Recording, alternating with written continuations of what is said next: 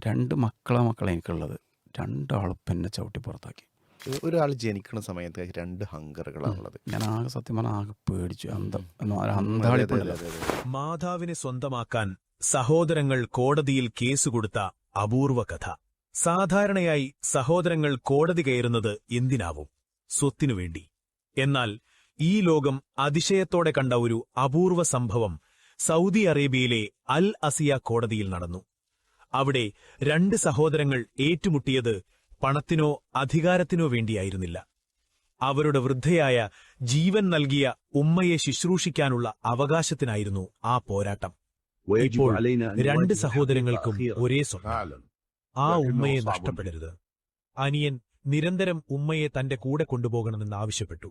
എന്നാൽ ജ്യേഷ്ഠൻ അതിന് സമ്മതിച്ചില്ല. അവസാനം കേസ് കോടതിയിലെത്തി. ഇപ്പം ഞാൻ തിരുവനന്തപുരത്തുള്ള സമയത്ത് 5 ആളൊരു വീട്ടിൽ താമസിക്കുകയാണ് അധ്യാപകരായിട്ട്. പഴയ വീടാണ്. രാത്രി ഒരു 12 മണി കഴിഞ്ഞിട്ടുണ്ടാവും. അപ്പോൾ നമ്മൾ സംഘടനാ പ്രവർത്തനം കാര്യങ്ങളൊക്കെ ആയിട്ട് 3 ആൾ സജീവമാണ്, 2 ആൾ മാത്രമാണ് അതിൻ്റെ ഇതില്ല. കാട്ടാക്കട ഭാഗത്തെ എവിടെ സ്ഥലത്ത് നിന്ന് ഒരു ചെറിയ പ്രോഗ്രാം കഴിഞ്ഞ് തിരിച്ച് വീട്ടിലെത്തിയപ്പോഴേക്ക് ഏകദേശം ആ ഒരു ടൈം 12 മണിയായിട്ടുണ്ട്.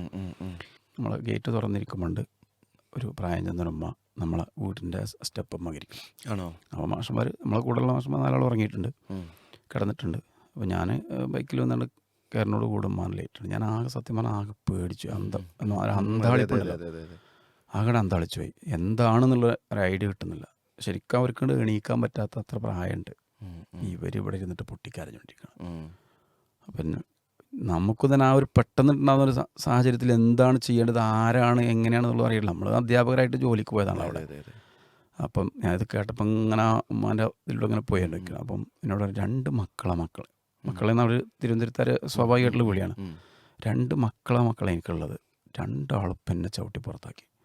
ലോകത്ത് മക്കളെ അല്ലെങ്കിൽ ഉമ്മയെ പരിഗണിക്കുന്ന അവസ്ഥ ഏതെല്ലാം തരത്തിലുണ്ട് എന്നുള്ളത് ശരിക്കും ഇസ്ലാം പറഞ്ഞിരുന്നാൽ ഇത് ഈ 2 മക്കൾ കോടതിയിൽ അവർ വാശി പിടിച്ചത് ഉമ്മാക്ക് വേണ്ടിയിട്ടാണെങ്കിൽ അതിനപ്പുറമാണ് ശരിക്കും ഉമ്മാനോടുള്ള നമ്മളെ കടപ്പാട്. അത് പോരാന്നുള്ളതാണ്. ഒരാൾ ജനിക്കുന്ന സമയത്ത് 2 ഹങ്കറുകളാണുള്ളത്. ഒന്ന് ടച്ചിങ് ഹങ്കർ, സ്പർശനം കൊണ്ട് സമാധാനം കിട്ടും. ചെറുപ്പത്തിലാകുമ്പോൾ കുട്ടിക്ക് അറിയുമ്പോൾ തൊട്ട് കഴിഞ്ഞാൽ മതി, ഉമ്മ തൊട്ടാൽ നൽകും. പക്ഷെ ആ ടച്ചിങ് ഹങ്കർ പറഞ്ഞാൽ പ്രായം തോറും അത്രക്ക് വേണമെന്നില്ല. പക്ഷെ റെക്കഗ്നേഷൻ, അംഗീകാരം, പരിഗണന. ഒരാൾ നമ്മളാവട്ടെ, നമ്മൾ വളർന്ന് വലുതായി ഇങ്ങനെ വരും തോറും നമുക്കിടെ പരിഗണന കുറഞ്ഞു പോവുകയാണ്. അപ്പോൾ ഉമ്മയാണെങ്കിൽ ഇപ്പോൾ ആവട്ടെ, അവർക്ക് മക്കളിൽ നിന്നുള്ള പരിഗണന കുറഞ്ഞു അവർ വീടിൻ്റെ മൂലകളിൽ എവിടെയോ അവഗണിക്കപ്പെടുന്നു. ചിലപ്പോൾ സൗകര്യങ്ങളൊക്കെ ഉണ്ടായേക്കാം. അത് ഏറ്റവും അധികം ശ്രദ്ധിക്കേണ്ട ഒരു സംഗതി. ആ ഒരു മനസ്സിൻ്റെ വിങ്ങൽ, അത് ഈ കൂട്ടത്തിൽ നമ്മൾ ചേർത്ത് പറയേണ്ട ഒരു